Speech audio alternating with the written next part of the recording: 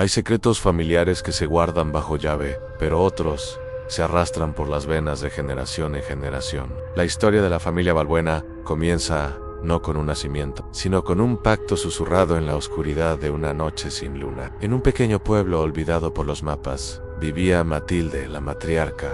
No era una mujer común. Sus ojos, de un gris tormentoso, parecían conocer el destino de quien se atreviera a sostenerle la mirada. La gente del pueblo la respetaba y, sobre todo, la temía. Decían que hablaba con las sombras y que el viento le obedecía. Matilde tuvo 3 hijas: Anclara, la Mayoere, de espíritu rebelde y corazón indomable; Isabel, la del medio, silenciosa y observadora, con una melancolía perpetua en el rostro; y la pequeña Leonor, cuyo carácter dulce y frágil contrastaba con la atmósfera densa que siempre rodeaba la casa familiar. La casa Balbuena no era un hogar, era un santuario de secretos. Las paredes de adobe parecían absorber las plegarias y los lamentos. El aire olía a hierbas secas, a cera derretida y a algo más, algo antiguo y terrenal que se negaba a ser nombrado. Desde niñas, las hermanas aprendieron que su linaje era diferente. Matilde no les enseñaba a coser o a cocinar como las otras madres. Les enseñaba a leer las hojas de té, a interpretar el vuelo de los pájaros y a reconocer el poder oculto en las plantas que crecían salvajes en el bosque. Clara abrazó estas enseñanzas con fervor. Veía en ellas una forma de poder, una manera de escapar del destino monótono que el pueblo ofrecía a las mujeres. Isabel, por su parte, las cumplía con una obediencia resignada, como si cargara con un peso que no había elegido. Leonor, sin embargo, temblaba ante cada lección. Las sombras del anochecer no eran sus aliadas, eran monstruos que acechaban en cada rincón de su imaginación. El primer quiebre en la aparente armonía familiar ocurrió cuando Clara se enamoró. Se llamaba Julián, un forastero que llegó al pueblo con ideas de progreso y una sonrisa que desafiaba cualquier superstición. Matilde se opuso a esa relación con una frialdad cortante. Él no pertenece a nuestro mundo, le advirtió a su hija. Su luz apagará nuestra oscuridad. Pero Clara, por primera vez, desobedeció. Se veía con Julián a escondidas, en los campos de trigo, bajo la mirada cómplice de la luna. Una tarde, mientras Matilde realizaba uno de sus rituales en el sótano, Isabel bajó sigilosamente. Observó a su madre susurrar palabras ininteligibles sobre una pequeña figura de arcilla que se parecía, de forma inquietante, a Julián. El corazón de Isabel se heló. ¿Hasta dónde llegaría su madre para mantener el control?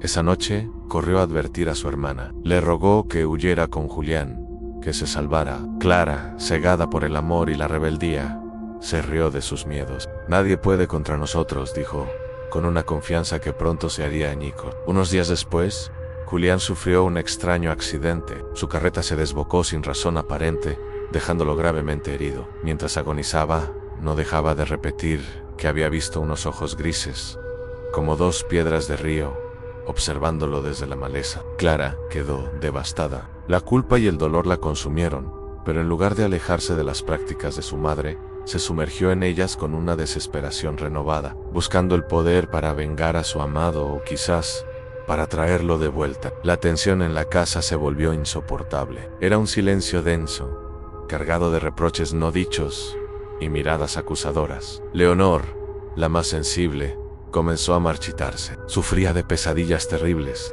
hablaba sola y a veces parecía conversar con presencias que solo ella podía ver. Decía que las paredes le susurraban secretos, que los retratos de sus antepasados la seguían con la mirada. Isabel intentaba protegerla, cantándole canciones de cuna y contándole historias de mundos lejanos, donde la magia era solo un cuento de hadas. Hagamos una pausa aquí, en medio de esta penumbra. Quiero saber desde qué parte del mundo están viendo este video y qué están haciendo mientras escuchan esta historia. Su compañía en este viaje a través de la oscuridad es fundamental. Déjenme su respuesta en los comentarios. Continuamos. La transformación de Clara fue total. Su rebeldía se convirtió en amargura. Su rostro perdió la frescura de la juventud y sus ojos adquirieron la misma dureza tormentosa que los de su madre. Pasaba horas encerrada en el sótano, rodeada de velas y símbolos extraños, buscando un poder que se le escapaba, un conocimiento que Matilde le negaba. La matriarca la observaba con una mezcla de orgullo y temor. Había creado a su sucesora, pero a un costo terrible. Una noche de tormenta, La tragedia volvió a golpear. Leonor desapareció Onge. La buscaron por todo el pueblo, por el bosque, por el río. No había rastro. Solo encontraron una de sus cintas para el pelo, enganchada en la rama de un viejo roble, el mismo árbol bajo el cual, según las leyendas del pueblo, las brujas celebraban sus aquelarres. Isabel, rota por el dolor, enfrentó a su madre y a su hermana. Ustedes la ahuyentaron, gritó, con la voz quebrada por el llanto. Su oscuridad, su ambición, la consumieron. Clara no respondió. Su mirada estaba perdida en las llamas de la chimenea. Matilde, por primera vez en su vida, pareció envejecer de golpe. Hay legados que son una bendición, susurró con voz temblorosa, y otros que son una maldición. El nuestro exige un precio, siempre lo exige. Tras la desaparición de Leonor, Isabel tomó una decisión. Una madrugada, mientras la casa dormía bajo un manto de silencio opresivo, empacó una pequeña maleta y se marchó. Número 8 caminó hasta el amanecer, buscando el camino que la alejara de su apellido, de su sangre, de la herencia que se negaba a aceptar. Los años pasaron. Matilde murió sola en aquella casa, convertida en una leyenda susurrada por los ancianos. Clara se convirtió en la nueva bruja del pueblo, una figura solitaria y temida,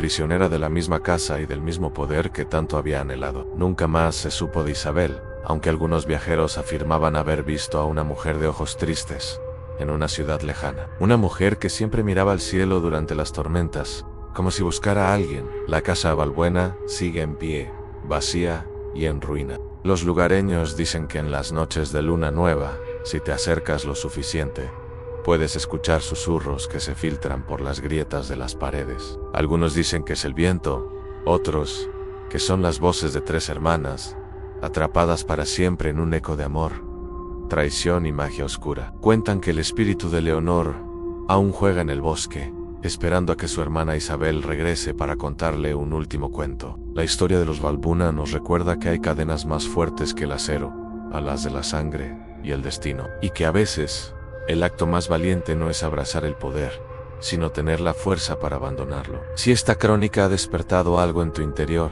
si te ha hecho mirar por encima del hombro, házmelo saber con un pulgar arriba. Tu apoyo es la luz que guía estas narraciones. Comparte esta historia con alguien que, como tú, disfruta de los misterios que se esconden en las sombras de la noche. Y si aún no lo has hecho, suscríbete y activa las notificaciones, pues la oscuridad está llena de relatos que esperan ser contados. Gracias por acompañarme hasta el final de este viaje. Mantengan la curiosidad encendida, pero tengan cuidado con las puertas que abren. Nos encontramos en la próxima historia. Dulces pesadillas.